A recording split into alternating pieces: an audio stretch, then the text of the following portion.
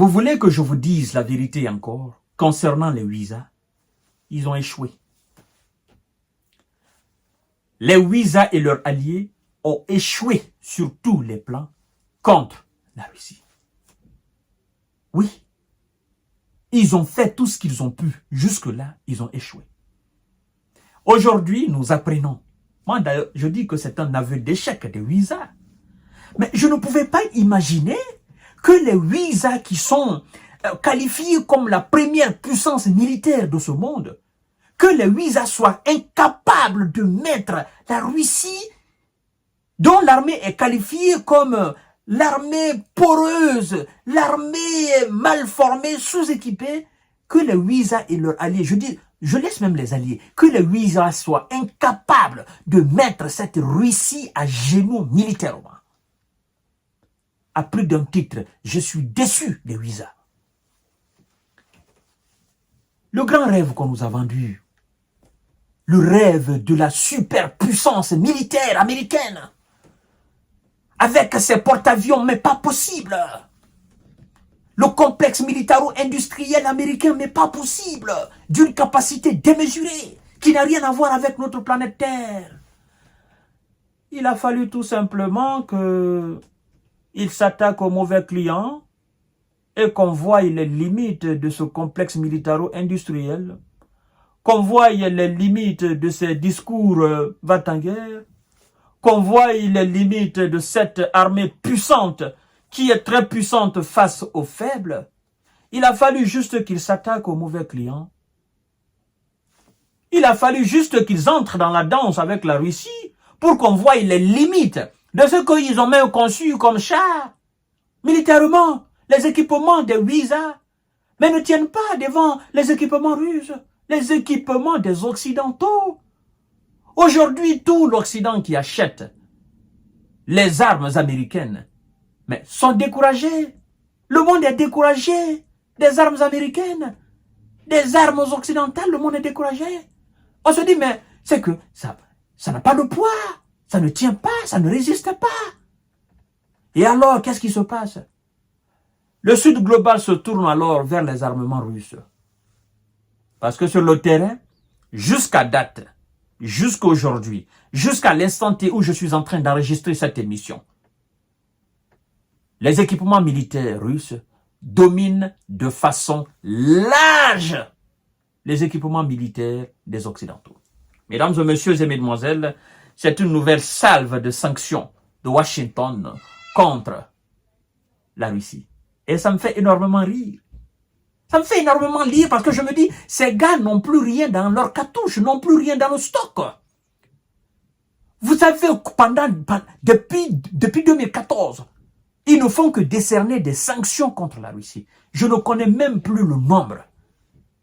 Tellement que c'est un nombre pléthore, incalculable.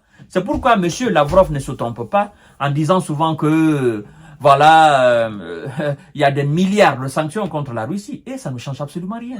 Et la chose la plus pertinente dans tout ça, c'est que, en réalité, la croissance de l'économie russe, elle est vraiment remarquable, mesdames et messieurs. Alors, nous allons voir, il s'agit de quel type de sanctions. Partagez la vidéo dans tous les groupes possibles. C'est désolant, mesdames et messieurs. Les Ouïsa annoncent de nouvelles sanctions visant l'industrie russe de la défense. Washington a présenté vendredi une nouvelle série de sanctions visant au total 400 entités et individus tant en Russie qu'à l'étranger, parmi lesquels une soixantaine d'entreprises technologiques de la défense dont les produits et services permettent à la Russie de soutenir son effort de guerre en Ukraine. La Russie a mis son économie au service du complexe militaro-industriel du Kremlin, a déclaré vendredi le secrétaire adjoint du Trésor, Wally Adeyemo. Les décisions du département du Trésor aujourd'hui visent à confirmer les engagements pris par le président Biden et ses homologues du G7 pour perturber les chaînes d'approvisionnement de la Russie. Bon, je suis fatigué. Pour perturber les chaînes d'approvisionnement de la Russie. Je pensais qu'ils allaient dire pour casser, pour détruire, pour anéantir totalement les chaînes d'approvisionnement de la Russie. 400 entreprises et entités et individus. Mais vous me faites rire. Mais je dois quand même vous dire que le complexe militaro-industriel russe ne manque pas de matières premières sur le sol russe et sous le sol russe pour la fabrication des armes dont la Russie a besoin. Je ne dis pas que la quasi-totalité de la matière première provient de la terre russe, mais je dis ne manque pas de matières premières. Évidemment, il y a d'autres matières d'autres pays que la Russie a besoin pour la conception d'autres armes de haute précision. Il y a des ressources du sol et du sous-sol du Congo, par exemple, que le monde entier a besoin pour la précision d'un certain nombre d'armes nucléaires. Vous comprenez?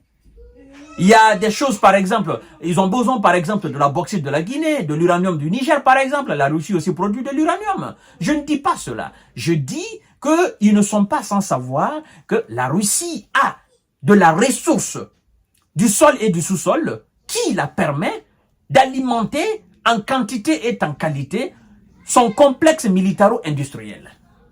Alors, quand vous dites sanctions, moi ça me fait rire. Washington doit quand même vraiment se remettre en question pour dire, mais tout ce que nous avons décerné comme sanctions contre ces gens, ben, c'est avéré nul. Donc, nous devons changer de stratégie. En résumé, mesdames et messieurs, pour ne pas trop vous fatiguer, je vous ramène au discours de monsieur le président de la Fédération de Russie, son Excellence, monsieur VP. Il a dit, je cite, au début des hostilités, « Nos adversaires doivent comprendre qu'ils ne peuvent pas nous battre militairement sur le terrain. Nos adversaires doivent comprendre qu'ils ne peuvent pas nous battre militairement sur le terrain. » C'est ce qu'on est en train d'assister. Militairement. Et diplomatiquement, je dois souligner un aspect très important. La diplomatie russe n'est devenue rayonnante véritablement qu'avec cette opération spéciale militaire. Avant cette opération militaire, elle était rayonnante, mais elle a elle a pris un coup très grand en termes de lumière avec cette opération. C'est-à-dire, le monde entier s'est rendu compte qu'en réalité, c'est la Russie qui tient le monde. Le bloc occidental est assujetti aux lèvres de la Russie. La Russie qui était présentée comme un pays qui ne peut absolument rien apporter au monde entier. Mais mesdames et messieurs, le nucléaire, le gaz, le pétrole, l'uranium, tout ça, les États-Unis eux-mêmes consomment l'uranium en Russie, de la Russie. Eux-mêmes sont dépendants de la Russie dans un certain nombre de domaines. Les engrais, les céréales. Alors, qu'on veut me faire croire que cette Russie n'est pas vraiment une puissance, mais moi ça me fait rire. Et donc, M. Lavrov a pris une dimension, une proportion démesurée aujourd'hui. Partout où il part, il est vraiment souriant. Il comprend qu'il se rend compte qu'en réalité, la diplomatie russe est devenue quelque chose de très puissant. Politiquement, la Russie aujourd'hui a pris le dessus sur les visas. Diplomatiquement, a pris le dessus sur les visas. C'est-à-dire, le discours russe, le discours diplomatique russe et politique russe passe beaucoup plus dans les oreilles des pays réalistes de ce monde que le discours occidental qu'on a assez entendu, mais qui n'a absolument rien changé dans nos vies. Vous allez en Amérique du Sud, vous allez en Afrique, vous allez en Asie, mais le monde c'est là-bas. Même dans bon nombre de pays européens, c'est le discours. Le discours russe, il est concret, il est réaliste. Vous comprenez? Donc, il est vraiment prénable. Le discours occidental, mais ça passe plus. Ils sont en train de s'efforcer pour reconvaincre le monde, mais ça ne peut plus passer parce que c'est trop rempli de mensonges, mesdames et messieurs. Alors, on va voir si cette nouvelle salve de sanctions va changer quelque chose dans la donne. Ça ne pourra absolument rien changer. Monsieur Vlado vous demande de venir sur le terrain.